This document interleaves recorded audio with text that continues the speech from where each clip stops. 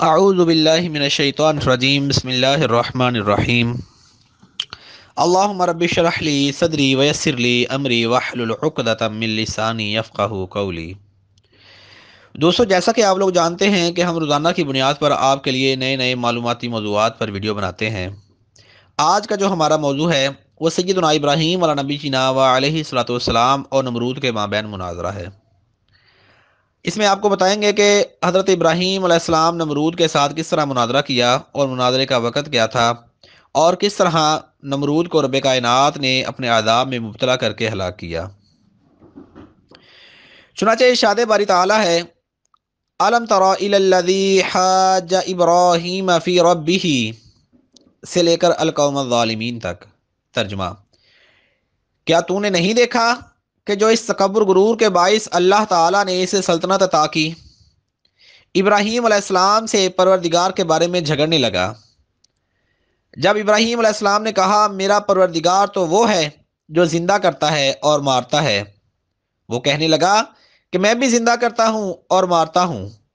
حضرت ابراہیم علیہ السلام نے کہا اللہ تعالیٰ سورج کو مشرق کی طرف سے لے کر آتا ہے، تو اسے مغرب کی طرف سے لے کر آ۔ یہ سن کر کافر حیرت و ششدر رہ گیا۔ اللہ تعالیٰ ظالموں کو ہدایت نہیں دیتا۔ اس آیت کریمہ میں اللہ تعالیٰ نے ایک ظالم اور سرکش بادشاہ کے ساتھ ابراہیم علیہ السلام کے مناظرے کا ذکر فرمایا ہے، جس نے اپنے رب ہونے کا دعویٰ کر رکھا تھا۔ حضرت ابراہیم علیہ السلام نے اس کی دعوت کو غلط ثابت کر کے اور اس کے دعوے کو غلط ثابت کر کے اس کا منہ بند کر دیا، اس کی جہالت اور کم عقلی کو واضح کر دیا اور اس کے سامنے سیدھا رستہ روشن کر دیا۔ مورخین اور مفسرین فرماتے ہیں کہ بادشاہ بابل کا حکمران تھا، اس کا نام نمرود بن کنعان بن کوش بن سام بن نوح تھا علیہ السلام۔ مجاہد نے بھی یہی فرمایا ہے۔ مجاہد اور بعض دوسرے علماء کا کہنا ہے کہ یہ پوری دنیا پر حکومت کرنے والے 4 افراد میں سے ایک ہے، جیسا کہ علماء نے کہا ہے کہ 4 آدمیوں نے پوری دنیا پر حکومت کی ہے، جن کو ہفتے اقلیم کہتے ہیں کہ ہفتے اقلیم پر حکومت کرنے والے تھے۔ ان میں سے 2 مومن اور 2 کافر تھے۔ مومن تو حضرت ذوالقرنین علیہ السلام اور سیدنا سلیمان علیہ السلام تھے، اور کافر نمرود اور بخت نصر تھے۔ اہل علم کا کہنا ہے کہ نمرود مسلسل 400 سال بادشاہ رہا اور ایک متکبر، سرکش اور ظالم حکمران تھا۔ اس نے آخرت کے بدلے دنیا ہی کو اپنی خواہشات کی تکمیل کا مقام بنا لیا تھا۔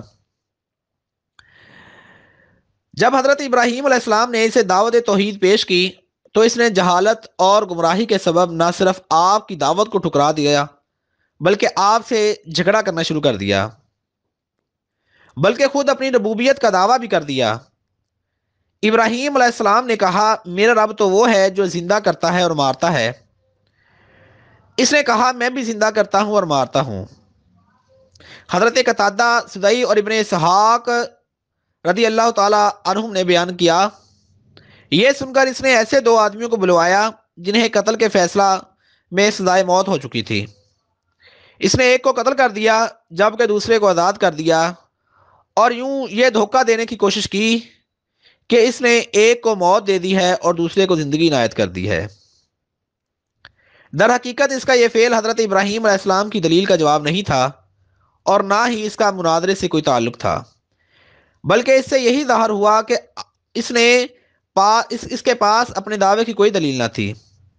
حضرت ابراہیم علیہ السلام نے جو دلیل پیش کی اس کا مفہوم یہ تھا کہ حیوانات کا پیدا ہونا اور مرنا روزمرہ مشاہدے کی چیز ہے، یہ موت و حیات کا عمل از خود واقع نہیں ہو سکتا، اس لیے کوئی ایسی ہستی ضرور موجود ہے جس نے انہیں پیدا کیا ہے، اور یہ سب اس کے حکم کے تابع ہیں۔ وہی ستاروں، ہواؤں اور بادلوں کو ایک جگہ سے دوسری جگہ منتقل کرتا رہتا ہے، وہی بارش برساتا ہے، اسی نے ان تمام حیوانات کو پیدا کیا اور وہی انہیں مارتا ہے۔ اسی لیے حضرت ابراہیم علیہ السلام نے فرمایا میرا رب وہ ہے جو زندہ کرتا ہے اور مارتا ہے۔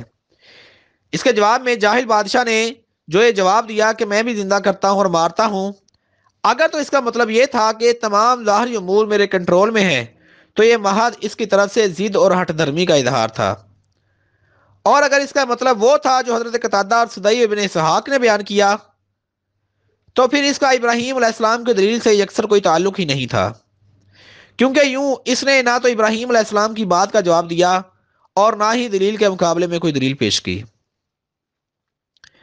چونکہ بادشاہ کا اصل بحث سے یہ فرار تمام لوگوں کی سمجھ میں آنے والا نہ تھا، اس لیے حضرت ابراہیم علیہ السلام نے ایک دوسری دلیل پیش کر دی، جس کے ذریعے نہایت واضح طور پر نمرود کے دعوے کا بطلان یعنی اس کا باطل ہونا ثابت کر دیا، اور اس کے باعث وہ لاجواب ہو گیا۔ چنانچہ اللہ رب العزت قرآن عظیم کے اندر ارشاد فرماتا ہے، ترجمہ، کہ ابراہیم علیہ السلام نے کہا اللہ تعالیٰ سورج کو مشرق کی طرف سے لے کر آتا ہے تو اسے مغرب کی طرف سے لے آ، یعنی یہ سورج جو روزانہ مشرق کی طرف سے طلوع ہوتا ہے اسے اس کے خالق نے مقرر کر رکھا ہے۔ اگر واقعی زندگی اور موت تمہارے ہاتھ میں ہے جیسا کہ تم نے دعویٰ کیا ہے تو پھر سورج کو مغرب کی طرف سے لے کر آؤ، کیونکہ یقیناً جس کے ہاتھ میں زندگی اور موت ہے وہ کچھ بھی کر سکتا ہے، اسے روکا نہیں جا سکتا، اور ہر چیز اس کے حکم کے تابع ہوتی ہے۔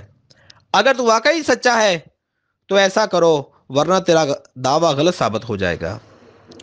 فی الواقع تجھے بھی یہ معلوم ہے کہ تو ایسا نہیں کر سکتا، کیونکہ تو ایک مچھر پیدا کرنے کی بھی طاقت نہیں رکھتا۔ یوں حضرت ابراہیم علیہ السلام نے اس کی جہالت اور عجز کو واضح کر دیا اور لاجواب ہونے کے سبب اس کا منہ بند کر دیا۔ چنانچہ اللہ تعالیٰ نے ارشاد فرمایا، اور یہ سن کر کافر حیران اور ششدر رہ گیا۔ اللہ تعالیٰ ظالموں کو ہدایت نہیں دیتا۔ دوستو، یہ تو مناظرہ تھا۔ اب یہ مناظرہ کب ہوا یہ آپ کو بتاتے ہیں۔ چنانچہ سدی نے ذکر فرمایا ہے کہ یہ مناظرہ اس دن ہوا جس دن حضرت ابراہیم علیہ السلام آگ سے باہر نکلے۔ اس دن پہلی مرتبہ آپ کی نمرود سے ملاقات ہوئی اور یہ گفتگو بھی اسی دن ہوئی۔ زید بن اسلم سے مروی ہے کہ غلہ کا انتظام نمرود نے اپنے پاس رکھا تھا اور لوگ غلہ لینے اس کے پاس جاتے تھے۔ حضرت ابراہیم علیہ السلام بھی دوسرے لوگوں کے ساتھ غلہ لینے کے لیے اسی کے پاس گئے۔ اس سے پہلے دونوں باہم نہیں ملے تھے۔ اس وقت دونوں کے مابین مناظرہ ہوا۔ اس نے غلہ دینے سے انکار کر دیا اور آپ بغیر غلہ لیے ہی واپس لوٹ گئے۔ آپ علیہ السلام نے اہل خانہ کو مطمئن کرنے کے لیے راستے میں اپنے دونوں بورے مٹی سے بھر لیے، گھر پہنچ کر بورے رکھے اور سو گئے۔ آپ کی زوجہ حضرت سارہ رضی اللہ تعالی عنہا نے بورے دیکھے تو نہایت عمدہ غلے سے بھرے ہوئے تھے، چنانچہ انہوں نے کھانا تیار کیا۔ جب حضرت ابراہیم علیہ السلام بیدار ہوئے تو کھانا تیار دیکھ کر پوچھا، یہ کھانا کہاں سے آیا ہے؟ آپ کی زوجہ نے عرض کیا، آپ کے لائے ہوئے غلے سے ہی تیار کیا ہے۔ تب آپ سمجھ گئے کہ اللہ تعالیٰ کا عطا کردہ رزق ہے۔ زید بن اسلم سے مروی ہے کہ اللہ تعالیٰ نے اس ظالم بادشاہ کے پاس ایک فرشتہ بھیجا جس نے اسے اللہ پر ایمان لانے کی دعوت دی، لیکن اس نے انکار کر دیا۔ اس نے پھر دعوت دی، اس نے پھر انکار کر دیا۔ اس نے پھر تیسری مرتبہ دعوت دی، اس نے پھر انکار کر دیا اور کہا، تم اپنے لشکر جمع کر لو اور میں اپنا ہی جمع کر لیتا ہوں۔ جب صبح ہوئی تو نمرود نے اپنی تمام افواج کو جمع کر لیا۔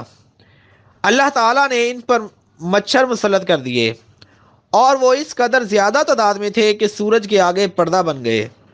ان مچھروں نے ساری فوج کا گوشت کھا لیا اور ہڈیاں باقی چھوڑ دیں، اور ایک مچھر نمرود کی ناک میں گھس گیا۔ اس کے سبب وہ 400 سال تک عذاب میں مبتلا رہا۔ اسی باعث اس کے سر میں ہتھوڑے مارے جاتے تھے، بالآخر اسی سے وہ ہلاک ہو گیا۔ دوستو، حضرت سیدنا ابراہیم علیہ نبی علیہ السلام کے ساتھ اس بادشاہ کا مناظرہ کرنا یہ در حقیقت ایک جھوٹ کو ملمح کر کے سچ ثابت کرنا تھا، جس کو حضرت ابراہیم علیہ نبی علیہ السلام نے جھوٹا ثابت کر دیا۔ اس بادشاہ کی طرف اگر توجہ کریں تو یہ بادشاہ بڑا ظالم اور متکبر تھا۔ روایتوں میں آتا ہے اس نے کبھی بھی آسمان کی طرف سر اٹھا کر نہ دیکھا۔ صرف ایک مرتبہ جب وہ اپنے گدھے پر سوار ہو کر جا رہا تھا اور اس نے آسمان کی طرف نظر کی اور کہا، اگر آسمان میں کوئی رب ہے تو میں اسے تیر مار کے ہلاک کر دوں گا۔ اللہ رب العزت اس کے شر سے ابراہیم علیہ السلام کو محفوظ کیا۔